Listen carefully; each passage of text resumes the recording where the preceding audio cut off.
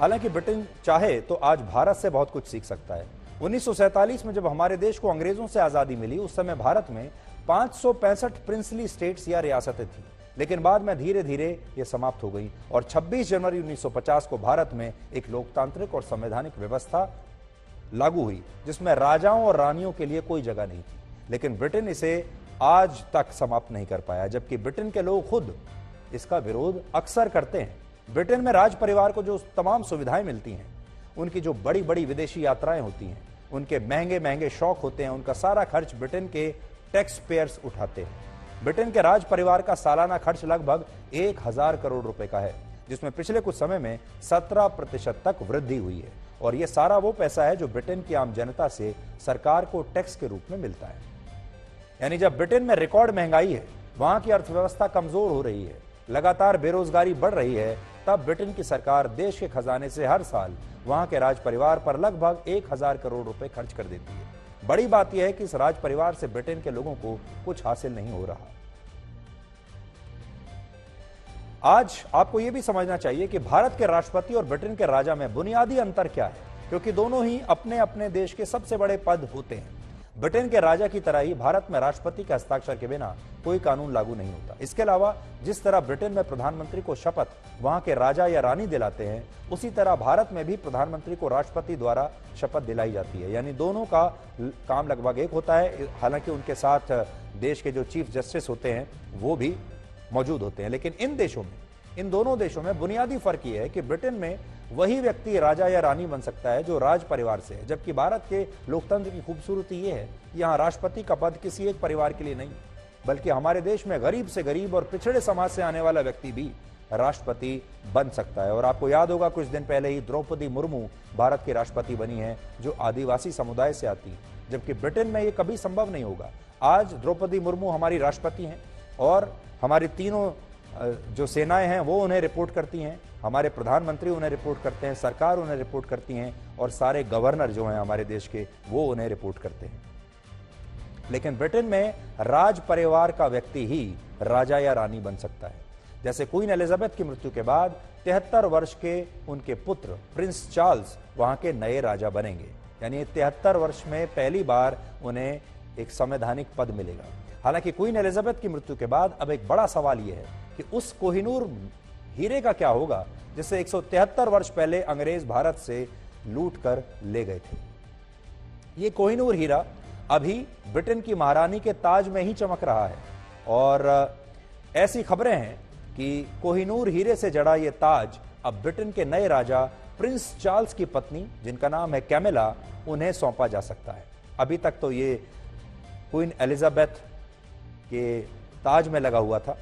अपनी मृत्यु से पहले महारानी एलिजाबेथ ने अपने एक बयान में कहा था कि जब उनके बेटे प्रिंस चार्ल्स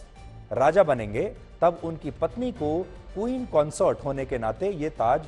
सौंपा जाएगा। यानी ये ताज और ये कोहिनूर हीरा अब प्रिंस चार्ल्स की दूसरी पत्नी के पास होगा, क्योंकि वो यूनाइटेड किंगडम की क्वीन कंसर्ट बन गई है। क्वीन और क्वीन कंसर्ट में बुनियादी अंतर होता है। क्वीन का मतलब उस रानी से है जिसके अधीन पूरी राजशाही है, जबकि क्वीन कंसर्ट का अर्थ होता है राजा की पत्नी। और आज जब ये ताज प्रिंस चार्ल्स की पत्नी को मिलने वाला है, तब हम भारत के 140 करोड़ लोगों की तरफ से ये मांग जरूर करना चाहेंगे कि इसमें जड़ा हुआ कोहिनूर हीरा अब ब्रिटेन को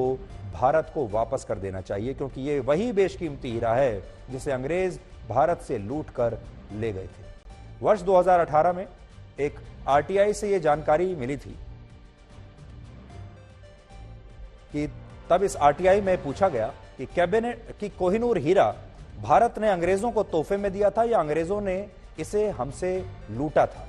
क्योंकि ब्रिटेन की सरकार यह दावा करती रही है कि भारत ने यह हीरा ब्रिटिश हुकूमत को तोहफे में दिया। लेकिन इस आरटीआई में भारत सरकार ने यह जवाब दिया कि वर्ष 1849 में महाराजा दिलीप सिंह को मजबूरी में यह हीरा अंग्रेजों को देना पड़ा और इसका जिक्र नेशनल आर्काइव्स ऑफ इंडिया के दस्तावेजों में भी है। उसमें लिखा है कि वर्ष 1849 में British governor general Lord Dalhousie और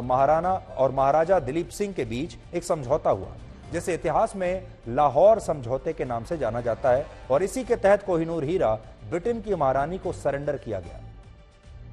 भारत के अलावा पाकिस्तान, अफगानिस्तान और ईरान भी कोहिनूर हीरे पर अपना दावा करते रहे हैं। लेकिन सच यह है कि कोहिनूर की खोज आज से 5000 साल पहले आंध्र प्रदेश में मौजूद कुल्लूर की एक खान में हुई थी। इसके बाद हुए कई युद्धों में यह हीरा एक शासक से दूसरे के पास पहुंचता रहा और इस आधार पर ही पाकिस्तान, अफगानिस्तान और ईरान जैसे देश इस पर अपना हक जताते हैं। वैसे ये हीरा अंग्रेजों ने बड़ी चालाकी से हमसे छीन लिया था और इस बात को ब्रिटेन के बहुत सारे इतिहासकार भी स्वीकार करते हैं।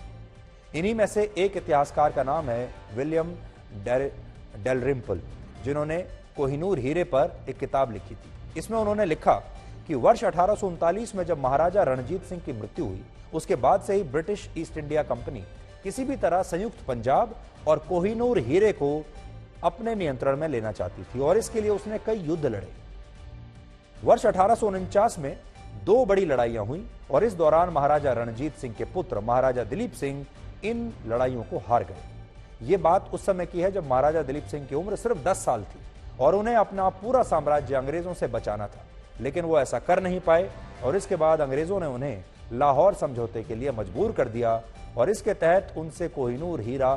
ले लिया और तब से यह हीरा ब्रिटेन की महारानी के ताज में जड़ा हुआ है। उस जमाने में जब अंग्रेज कोहिनूर हीरा छीनने में कामयाब हुए, तब उन्होंने इसका इतिहास जानने की कोशिश की और यह काम थियो मेटकॉफ नाम के एक व्यक्ति को सौंपा गया।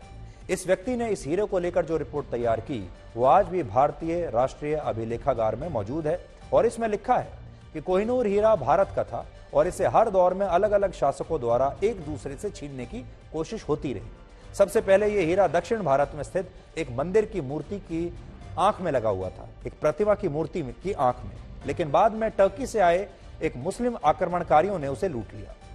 इसके बाद यह हीरा गौरी वंश के शासकों के पास गया, फिर यह तुगलक, सैयद और लोदी शासकों से होता हुआ तैमूर वंश तक पहुंचा और फिर मुगलों के जमाने में मोहम्मद शाह इस हीरे को अपनी पगड़ी में पहनता था। इसके बाद जब नादिर शाह नाम के शासक ने मुगलों को हराया तो यह हीरा उसके पास चला गया और ऐसा कहा जाता है कि नादिर शाह ने ही इस हीरे को कोहिनूर यानी